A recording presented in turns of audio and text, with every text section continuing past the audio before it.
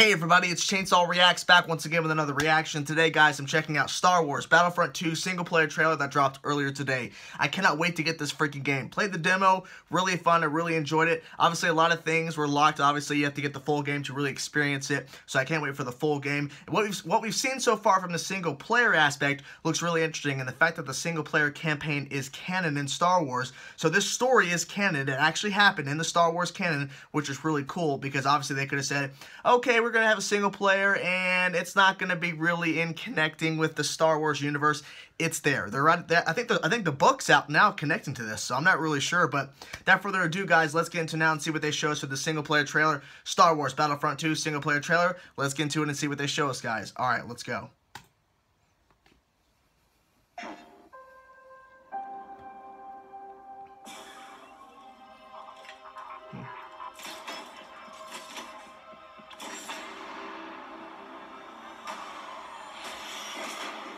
Oh. Okay. Yeah.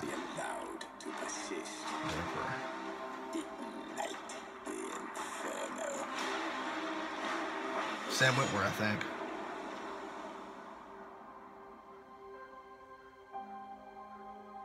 Oh, wow. To see me, sir. The Emperor is dead. Mm-hmm. So what happens now? We retaliate, Commander. Whoa. It just looks great. We've been fighting our whole lives. The day the rebellion Oh. dies.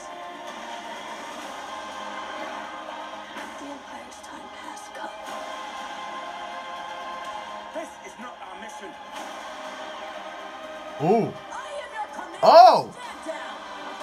You take orders from me. That right there.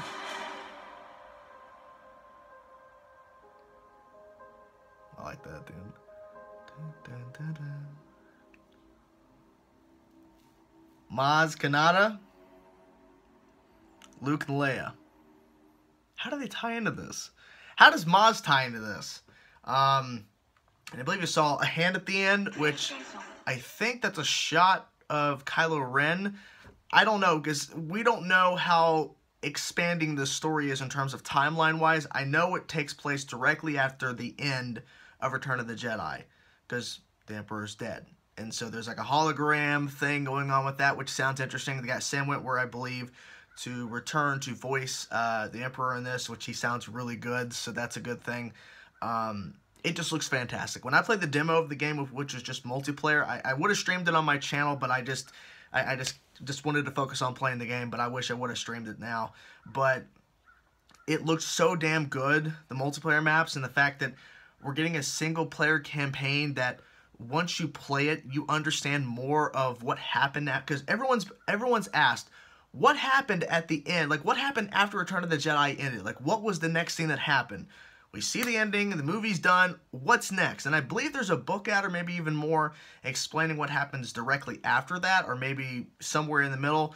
But this takes place after Return of the Jedi on the Empire side, and it looks really interesting. It's going to feel weird because you're playing as a villain, you're playing as the bad guys, and you're taking out, you know, rebels. Like, it's gonna suck because when you watch the movies, you're rooting for the rebels, and when you're playing the campaign, you're playing as the Empire. It's gonna feel weird, but I think it's gonna be interesting in the fact that we see a different perspective on things, because true evil is that they think they're in the right. Like, they think what I'm doing is right. So playing in the single player, we might get the sense of they think they're in the right. They think they're doing what's best for the universe, the Empire. So it's going to be interesting to see that twist there and to see that different perspective. But I like what they've shown so far. And the little teases of Luke, Leia, and Maz, that's going to be interesting. Because Maz, I think, has been around for a very long time. So obviously, she can probably pop up whenever they need her. They can just have that character available. But I'm curious to see how Luke and Leia ties into this. Now, they didn't show Han, they didn't show Chewie, but they showed Leia in a hologram form and Luke in person. How does this all tie in? Or were those just random shots just to promote the game. But if not, and it's tied in somehow with the campaign, it's going to be interesting because we get to see what Luke and Leia did after the events of the film. We get to hopefully see some of the things they're doing, or at least something they do. So it's going to be interesting. I think it really is. But I like what I'm seeing so far. I think the game comes out in November, I believe. But I'm liking what they're showing. I mean, look, the first game was fun. It looked great. It didn't have a lot of content. We all wanted a single player. Now that we're getting the second Battlefront and we're getting a single player campaign that is canon, that's pretty cool. And the fact that they're adding a ton more stuff in multiplayer, which I think is a very big positive. So I think overall, I think this is their way to kind of make up for the first game that had great visuals, but not a lot of content to go with it. So I'm hoping that this thing will turn it around, and hopefully Battlefront 3 will be, like, insane compared to this one, because this one looks like it's insane compared to the first one. So, but there you have it, guys. That's my reaction. Let me know in the comment section below, guys, what you thought about the single-player trailer for Star Wars Battlefront 2. Whatever thoughts you have, let me know in the comments. Thank you so much for watching my reaction, guys. Peace out.